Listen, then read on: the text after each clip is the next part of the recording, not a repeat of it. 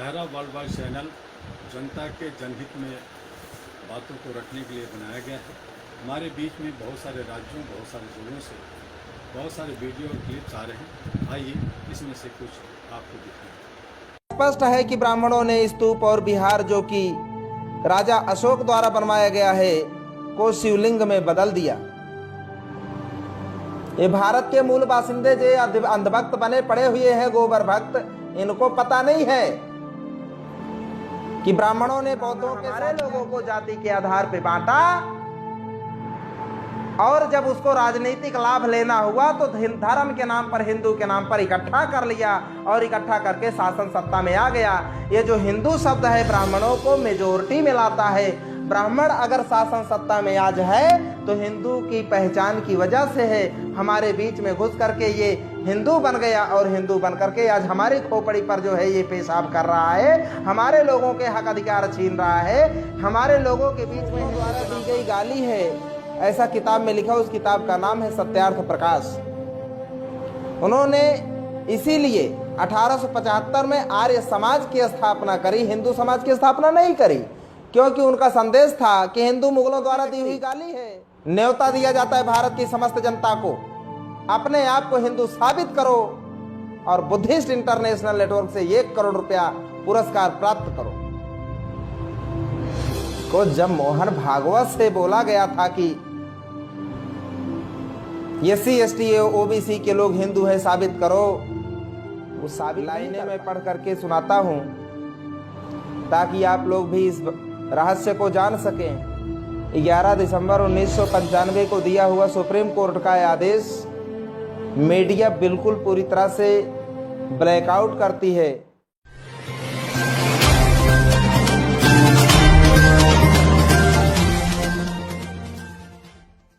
आज इन लोगों को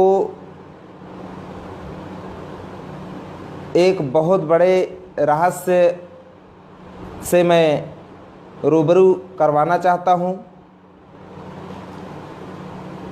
भारत के अंदर में आप लोगों से एक बहुत बड़े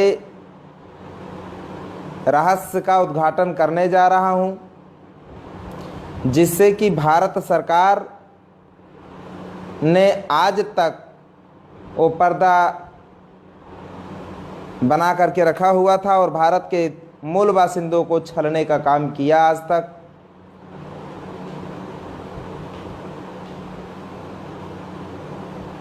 साथियों, हिंदू के रेफरेंस में मैं ये बात बताने जा रहा हूं जो कि माननीय सुप्रीम कोर्ट का आदेश है। 11 दिसंबर 1995 को माननीय सर्वोच्च न्यायालय नई दिल्ली के द्वारा एक बहुत बड़ा आदेश जारी होता है कि हिंदू यह कोई धर्म नहीं है बल्कि एक गाली है। और वो दस्तावेज आप सभी लोगों को मैं दिखाना चाहता हूँ। ये है वो दस्तावेज, ये है माननीय सुप्रीम कोर्ट का दिया हुआ वो फैसला।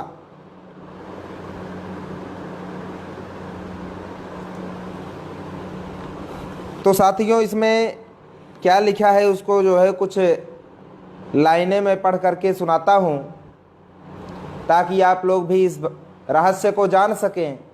11 दिसंबर 1995 को दिया हुआ सुप्रीम कोर्ट का आदेश मीडिया बिल्कुल पूरी तरह से ब्लैकआउट करती है, हाइड करने का काम करती, छुपाने का काम करती है। आमतौर पर माननीय सर्वोच्च न्यायालय का कोई भी आदेश होता है तो सुप्रीम कोर्ट के आदेश को नेशनल मीडिया हेडलाइन में छापती है, टीवी और अखबारों में इसको बराबर दिखाया जाता है। पर ये जो मैं आज बताने जा रहा हूं, इसको क्यों जो है भारत की मीडिया ने छुपाने का कार्य किया, इसको समझने की बड़ी आवश्यकता है। 11 दिसंबर 1995 को दिया हुआ फैसला, भारत सरकार 24 साल तक उसको छुपा के रखती है और अंततः 4 अक्टूबर 2019 को भारत सरकार सभी राज्यों के सचिवालयों को ये अपना आदेश जारी करती है। आखिरकार 2019 तक अर्थात 24 साल तक भारत सरकार ने इसको क्यों छुपा करके रखा, इसको समझने की बड़ी आवश्यकता है। इसी पर हम चर्चा करेंगे आज। तो साथियों, इसमें लिखा है the chief secretariats all state government union territories administrations by order dated 11/12/1995 of Honorable Supreme Court, the government mandated that the word Hindu is not a religion. Hindu ये जो शब्द है ये धर्म नहीं है। It is a word of गाली गलौज, यह गाली गलौज का शब्द है। इतना ही नहीं कहा, the Shivling penis is an also obscene word in expression and exhibition of public place. ये जो शिवलिंग के नाम पर आज तक हम लोगों से पुजवाया जाता रहा, हमारे मूल निवासी बहुजन समाज के लोगों से, ब्राह्मणों द्वारा ये पुजवाया जाता रहा, ये शिवलिंग ये पर्दे की चीज है, अनुपस्थित शब्द है, पर्दे वाली चीज है। इसको जो है पब्लिक प्लेस पर प्रचार प्रसार और भाषणों में उपयोग नहीं किया जा सकता, प्रचार प्रसार नहीं किया जा सकता, इसकी स्थापना नहीं की जा सकती। इन सारी चीज़ों पर जो है उसने सुप्रीम कोर्ट ने दिया हुआ आदेश है। इसके रेफरेंस में मैं आपको पूरी तरह से बताता हूं कि लिखा क्या है। हिंदू नाम का कोई धर्म नहीं है, बल्कि यह गाली गलौज करने में इस्तेमाल किया जाने वाला शब्द है। शिवलिंग एक अनुपस्थित शब्द है, इसलिए सार्वजनिक स्थानों पर पूजा स्थापना अथवा भाषण पर प्रतिबंध लगाया जाता है। अब शिवलिंग पर भाषण देने वाले जो लोग हैं, अगर भाषण देते समय शिवलिंग का इस्तेमाल उन्होंने किया अथवा पूजा किया या स्थापना कोई व्यक्ति करता है, तो उसके ऊपर विधिक कार्यवाही की जा सकती है। केवल मात्र माननीय सुप्रीम कोर्ट का ही फैसला नहीं है, ये भारत सरकार का भी आदेश है। पूजा स्थापना और भाषण पर प्रतिबंध लगाया जा चुका है पूरी तरह से। 11 दिसंबर 1995 के सुप्रीम कोर्ट के फैसले के बाद 24 साल के बाद दिसंबर 2019 में भारत सरकार द्वारा अपनाया गया और गुपचुप तरीके से विभिन्न विभागों को 4 अक्टूबर 2019 को भेजा गया। जिस शब्द के नाम पर लाखों लोगों ने अपनी जान गंवाई, दंगे हुए, फसाद हुए, सरकारें बनाई, इसी हिंदू के नाम पर सरकारें बनाई गई। अब जाकर के असलियत पता चली कि हिंदू नाम का कोई धर्म ही नहीं है।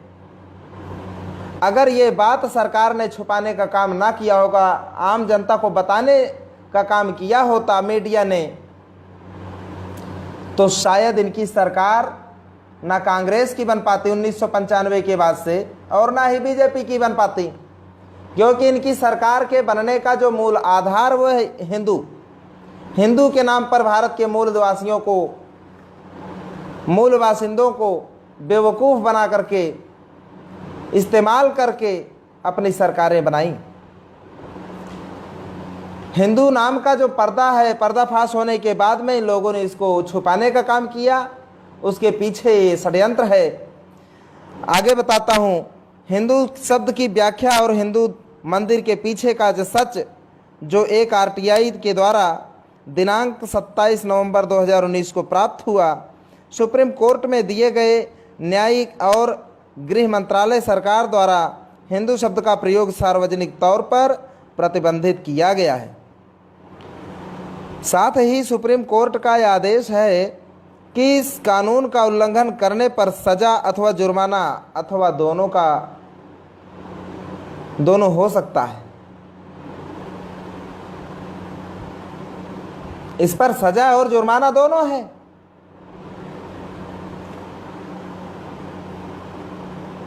आगे लिखा है BC number 20/G/601/44/80/SC and BCD 1/4 government of India Bharat सरकार मिनिस्ट्री ऑफ होम अफेयर्स गृह मंत्रालय north block new Delhi dated 4 October 2019 the chief secretariats all state government union territory administration.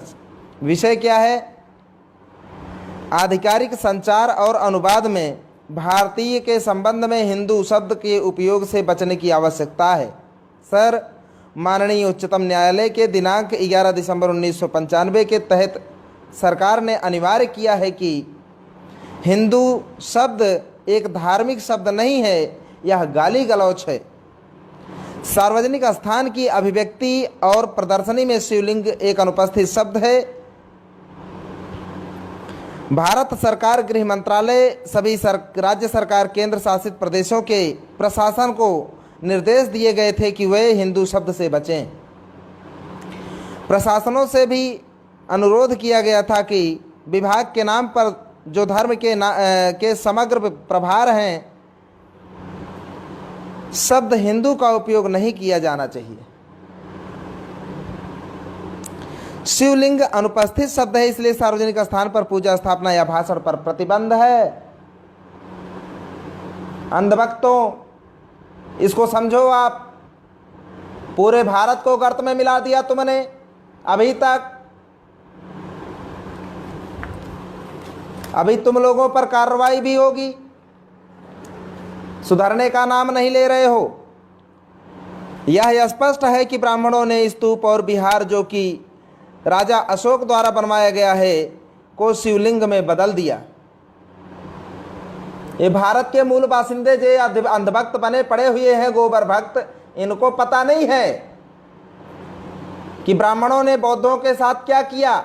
जो प्राचीन काल के बौद्ध थे, पूरा का पूरा भारत बुद्धिज्म को मानने वाला था। तो अंधभक्तों, इस बात को समझो आप। अंधभक्तों के कारण पूरा देश गर्त में जा चुका है, इसी अंधभक्ति के कारण। अपने दिमाग के नयन पट खोलो, नहीं तो भारत को बर्बाद होने से बच नहीं पाएगा भारत।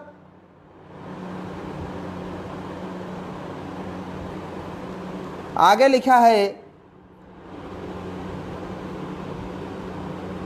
यह स्पष्ट है कि ब्राह्मणों ने स्तूप और विहार जो कि राजा अशोक ने बनवाए थे, इसको शिवलिंग में बदल दिया है। ब्राह्मणों द्वारा उसको बदल करके शिवलिंग बनाया गया। अब भारत सरकार, सुप्रीम कोर्ट ने मान लिया है, तो तुम्हारे अंधभक्तों के राय का मोहताज नहीं है ये। हालांकि वहां तथाकथित शिवलिंग मंदिर अभी भी जाना जाता है और इसलिए SC ST और OBC द्वारा महादेव बुद्ध महादेव के नाम से प्रसिद्ध किया गया है। इसलिए सभी प्राचीन महादेव मंदिर, जिन्हें आज ब्रह्मा शिवलिंग या शिव शिवालय के रूप में जाना जाता है, जबकि महादेव मंदिर या बुद्ध महादेव मंदिर के नाम से जाना जाता है, ये जितने भी इस भारत के अंदर में शिवालय हैं, वो सारे के सारे शिवालय बुद्ध के स्तूप हैं। सम्राट अशोक ने 84,000 बुद्ध स्तूप बनवाया भारत, प्राचीन काल के भारत में। कहाँ गए सारे के सारे? उनको ब्राह्मणों ने शिवालय में कन्वर्ट किया। प्राचीन मंदिर जिनको बताते हो, सारे के सारे बुद्ध विहार हैं अथवा बुद्ध स्तूप हैं। इस बात को समझना पड़ेगा। अभी इस पर स्टैंड लिया जाएगा बुद्धिस्ट इंटरनेशनल नेटवर्क के द्वारा। सभी राज्य सरकार अथवा केंद्र शासित प्रदेशों प्रशासन से फिर से अनुरोध किया जाता है कि वे सभी आधिकारिक लेन देन मामलों, व्यवहार प्रमाण पत्र आदि के लिए अंग्रेजी शब्द जो कि संवैधानिक शब्द है इंडियन अथवा सेकुलर और अन्य राष्ट्रीय भाषाओं में इसके उपयुक्त अनुवाद का उपयोग केवल जो है भारतीय नागरिकों से संबंधित व्यक्तियों को सूचित करने के लिए किया जाना चाहिए।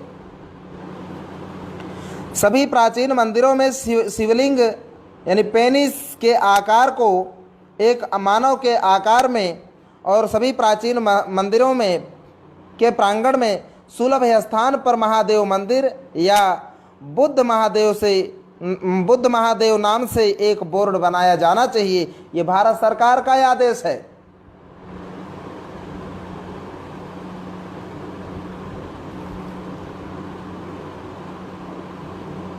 उपरोक्त पर की गई कार्यवाही को अधो हस्ताक्षरी को अधिसूचित किया जाता है।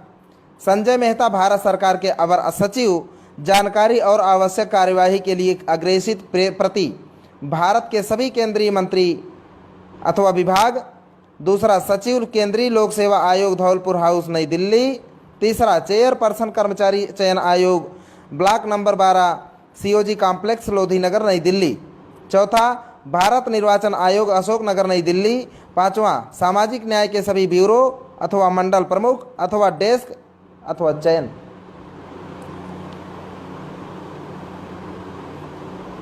इतना बड़ा रहस्य भारत की जनता से जो है ब्राह्मणों ने छुपा करके रखा, ये साधारण बात नहीं है।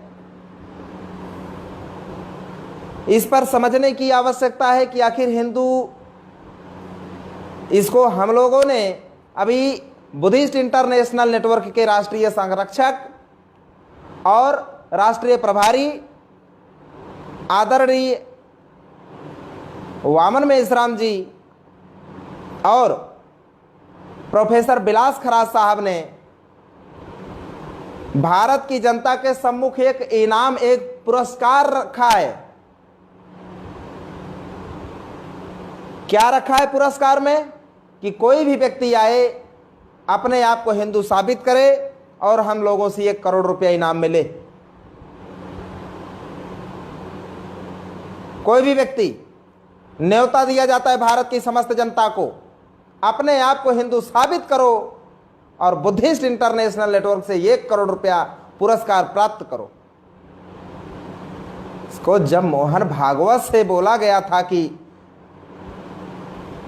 SC ST OBC के लोग हिंदू है, साबित करो, वो साबित नहीं कर पाए। जब मोहन भागवत साबित नहीं कर पाए तो कौन बचा है भारत में? अब ब्राह्मणों में हिंदुत्व का सबसे बड़ा जो ठेकेदार है, जब वो साबित नहीं कर पाया कि SC ST OBC के लोग हिंदू हैं, कौन बचा है फिर? ये हिंदू शब्द आया कहां से, ये भी पूछा गया था। ये हिंदू जो शब्द है, भारत के अंदर में जो ब्राह्मण है या जिनको जो है हिंदू धर्म का जो ग्रंथ कहा जाता है, कौन से ग्रंथ में लिखा है? हिंदू पुराणों में लिखा है क्या? वेद में नहीं लिखा है, पुराण में नहीं लिखा है, स्मृति मनुस्मृति में नहीं लिखा है, उपनिषदों में नहीं लिखा है। प्राचीन काल के जितने भी इनके ग्रंथ है उसमें कहीं पर भी हिंदू शब्द का जिक्र नहीं है। तो सवाल यह है कि ये, अच्छा, दूसरी बात कि भारत के अंदर में बोली जाने वाली किसी भी भाषा का यह शब्द नहीं है। यह शब्द कहां से आया? यह शब्द फारसी भाषा का शब्द है और मुगलों के द्वारा दिया हुआ गाली है। मुगल जब भारत के अंदर में आया तो यहाँ पे राजपूत जो यहाँ पे राजे रजवाड़े हुआ करते थे, शासन सत्ता को अपने हाथ में लिए हुए थे, उनको मुगलों ने हराया। हराने के बाद में हारे हुए लोगों को, भारत की समस्त जो है प्रजा को मुगलों ने हारे हुए गुलाम घोषित किया, नाम दिया हिंदू। हिंदू का क्या मतलब है? सन 1875 में स्वामी दयानंद सरस्वती ने एक किताब लिखा, हिंदू मुगलों द्वारा दी गई गाली है, ऐसा किताब में लिखा। उस किताब का नाम है सत्यार्थ प्रकाश। उन्होंने इसीलिए 1875 में आर्य समाज की स्थापना करी, हिंदू समाज की स्थापना नहीं करी, क्योंकि उनका संदेश था कि हिंदू मुगलों द्वारा दी हुई गाली है और ब्राह्मणों को यह शब्द मंजूर नहीं है। ब्राह्मण की अपनी एक अलग पहचान है जो हजारों साल से रही है। ब्राह्मण ब्राह्मण है अथवा ये अपने आप को आर्य कहता है, ये कभी भी हिंदू नहीं था। तो हुआ कि कब हुआ ये हिंदू, इसको समझने की आवश्यकता है। तो भारत के अंदर में जब मुगल आया इस देश के अंदर में, तो मुगलों ने यहाँ की प्रजा को, जो कि एक बहुत बड़ी आबादी थी, तकरीबन 80-85% आबादी, जिनको ब्राह्मण, शूद्र, अछूत, आदिवासी इत्यादि जो है वर्गों में बांट करके गुलामी थोपा हुआ था। तो बचे कितने? 15% वही। तो 15% लड़ रहे थे, बाकी लोगों को तो पहले से गुलाम बना करके रखे थे तुम लोग। तो जो राजे रजवाड़े थे अपना लड़े वो लोग, लड़ने के बाद वो लोग हार गए। मुगलों ने इनको गुलाम बनाया, पहचान दिया हिंदू।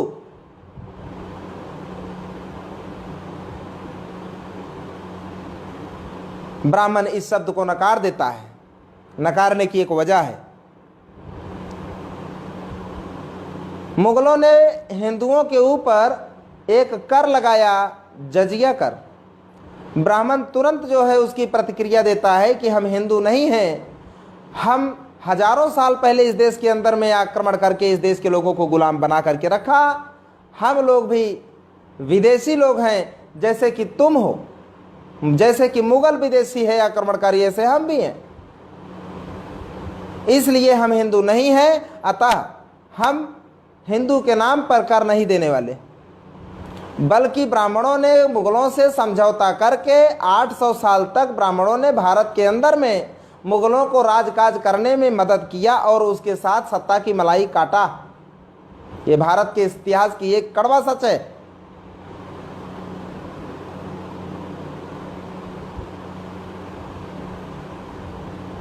ब्राह्मणों का मुगलों के साथ में एक समझौता हुआ था कि भारत के अंदर में जो इसने धार्मिक और सामाजिक गुलामी थोप रखी है शूद्र और अछूत आदिवासी के नाम पर, और जैसी जैसी जो प्रथाएं हैं, धार्मिक प्रचलन है, उसमें जो है किसी भी प्रकार का कोई छेड़खानी मुगल नहीं करेगा। मुगल राज करता रहे, वो बादशाह बना रहेगा, हम उसको अपना बादशाह स्वीकार करते हैं। और मुगलों ने ब्राह्मणों को अपने राजकाज में हिस्सेदारी दिया। अगर बादशाह मुगल होता था तो ब्राह्मण मंत्री हुआ करता था और प्रशासन में 40% हिस्सेदारी लिए थे।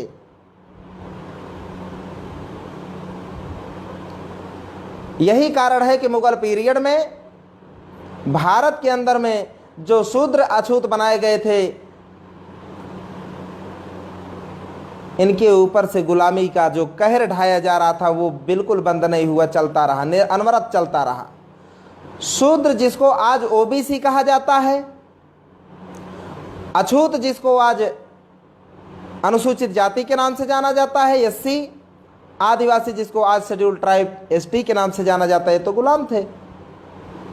इनके ऊपर ब्राह्मणों ने गुलामी थोप रखी थी, शूद्रों के ऊपर थोप रखा था, शुद्धिकरण पर था। शूद्रों की बच्चियां जब जो है शादी योग्य हो जाती थी, ससुराल में बाद में जाती थी, पहले इनके घर 3 से 21 रात तक शारीरिक सेवा देनी पड़ती थी।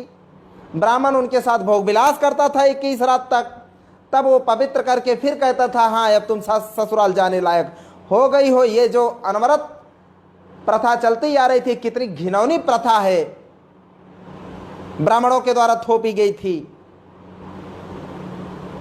इस घिनौनी प्रथा को मुगलों ने नहीं तोड़ा, क्योंकि ब्राह्मणों के साथ इनका गठबंधन हुआ था।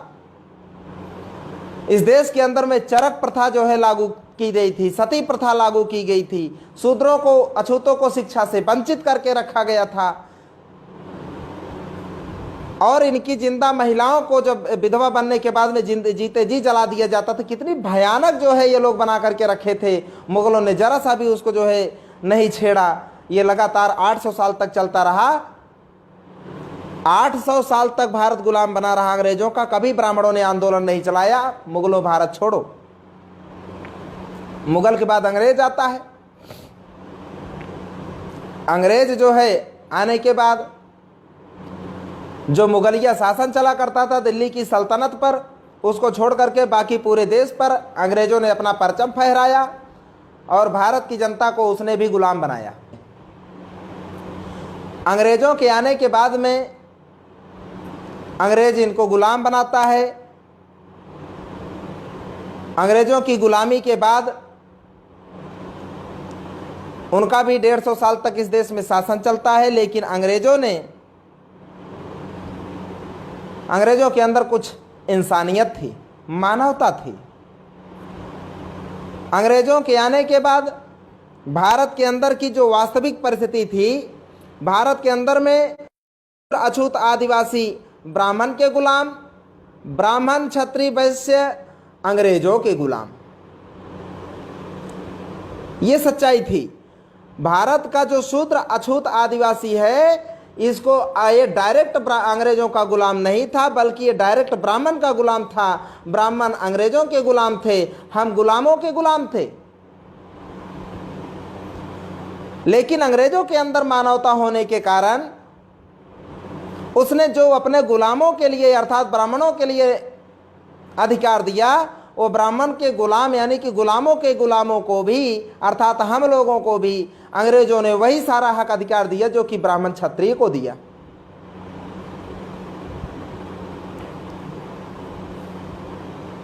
अगर ब्राह्मणों को पढ़ने का अधिकार होगा तो SC ST OBC को भी पढ़ने का अधिकार होगा, शूद्र अछूत आदिवासी को भी। अगर इनको जो है संपत्ति रखने का अधिकार है तो शूद्र अछूत आदिवासियों को भी होना चाहिए।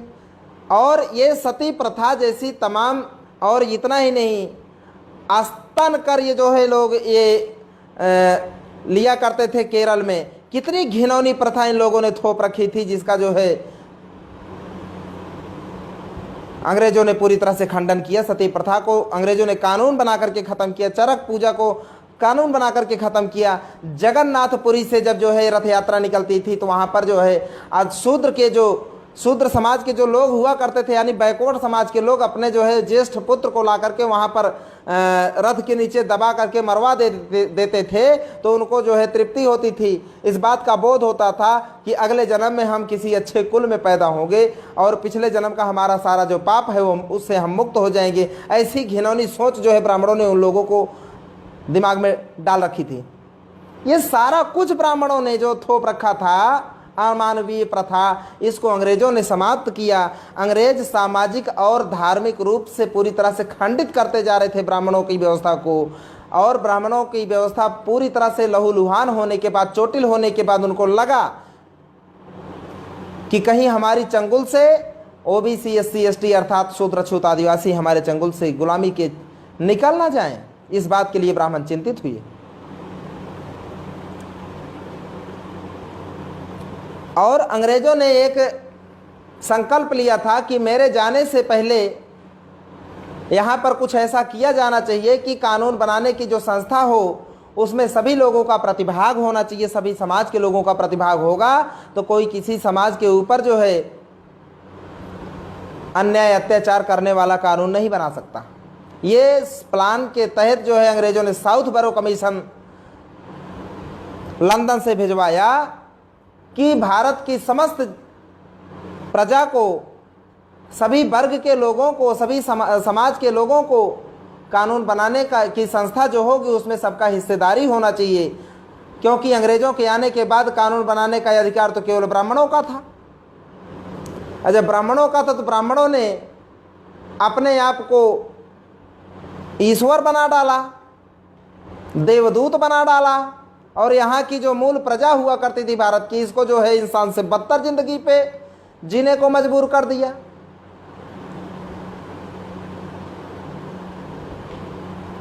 पशुवत जीवन जीने को मजबूर कर दिया ब्राह्मणों ने यहाँ की मूल प्रजा को। इसकी वजह से अंग्रेज जानता था कि ये बदमाश लोग हैं, इनके अंदर इंसानियत नहीं है, ये शैतान लोग हैं। मैं अर्थात अंग्रेज भारत को आज नहीं तो कल, कल नहीं तो परसों इस देश को छोड़ करके जाना होगा, लेकिन जाने से पहले इस देश को सभी लोगों को कानून बनाने का अधिकार दे करके जाएंगे।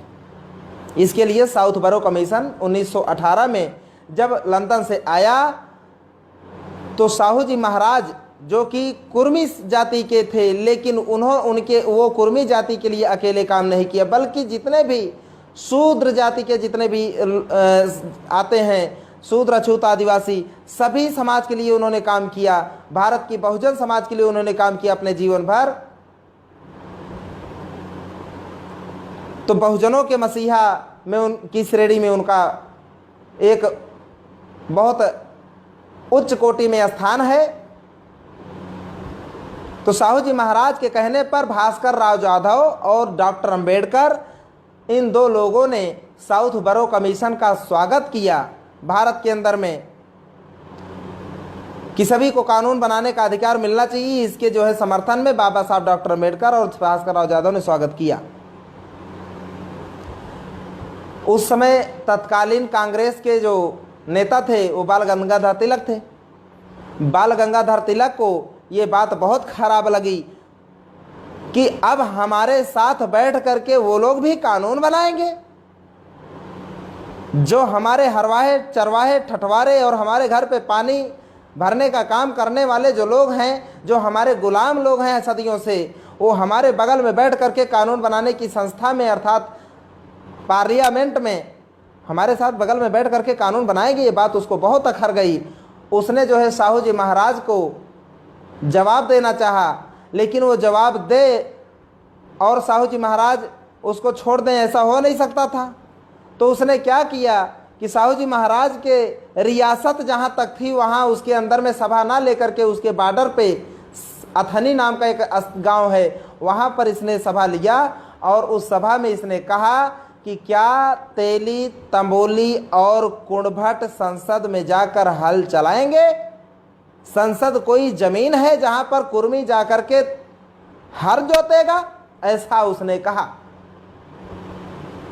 कुर्मी कहा होता तो बात समझ में आती, उसने कुणभट कहा। कुर्मी एक जाति है, लेकिन कुणभट गाली है। गाली देकर के उस ब्राह्मण ने जो है साहू जी महाराज को गाली दिया। तो साहू जी महाराज को ये संदेश भेजना चाहा, संदेश भेजने के मकसद से जो है बॉर्डर पर दिया भाषण, ताकि उनको मैसेज भी हमारा जाना चाहिए और मैसेज जाने के बाद हमारा बाल भी ना उखाड़ पाए। इसके लिए जो है उसने बॉर्डर पर भाषण दिया। इतना ही नहीं किया, बल्कि ये केसरी नाम का जो अखबार था उस अखबार में छप करके आया। वो अखबार की टाइटल आज भी हमारे संगठन के पास सुरक्षित रखी गई है। ब्राह्मणों का इतना उपद्रव हुआ, यानी किस लिए उपद्रव, किस लिए लड़ रहे हैं ब्राह्मण? अछूत आदिवासी और शूद्रों को, ये ओबीसी एसटी के लोगों को अधिकार ना मिले, इसके लिए ब्राह्मण जो है पूरे देश में उपद्रव मचा रहे थे। मजबूर हो करके साउथ बरो कमीशन को लंदन वापस जाना पड़ा और ये कहकर के 10 साल बाद इसकी समीक्षा करने के लिए पुनः आना होगा। 10 साल के बाद 1927 में दोबारा आता है। उस आयोग का नाम था साइमन कमीशन। साइमन कमीशन के नाम से आयोग आया। ये पूरे भारत में हमारे बच्चों को सिलेबस में पढ़ाया जाता है कि साइमन कमीशन के विरोध में जो है गांधी ने लड़ाई लड़ी, क्योंकि 1920 में गंगाधर तिलक मर चुका था। तो बाल गंगाधर तिलक मर चुका था। एक शैतान जाने के बाद दूसरा शैतान आ जाता है, मोहनदास करमचंद गांधी। अभी वो 1927 में जब दोबारा जो है इन शूद्रों अछूतों को कानून देने का, अधिकार देने का कानून आयोग आया लंदन से, तो उसका प्रबल विरोध गांधी जी ने किया। Go back Simon go back के नारे लगाए। पूरे देश में इसने उपद्रव मचाया। इस बार जो है भारत के अंदर में साइमन कमीशन का स्वागत करने के लिए बाबा साहब डॉक्टर अंबेडकर और ओबीसी से भास्कर राव जाधव और पंजाब के अंदर में सर छोटू राम ये 3 लोगों ने इसका पूरे देश में खुले दिल से स्वागत किया। उस समय विरोध जो है गांधी जी बहुत ज़्यादा करने की वजह से वो फिर से असफल रहा और वापस चला गया इनकी बदमाशी की वजह से।